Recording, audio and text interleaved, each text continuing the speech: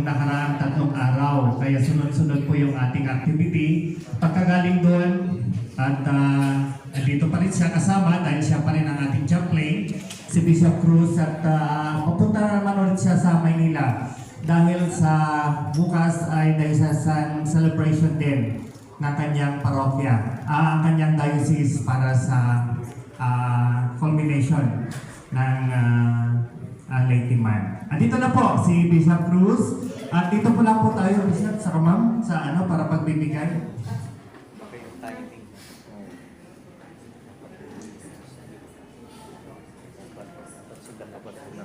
Okay. First session muna. Tapos siya mag-introduction.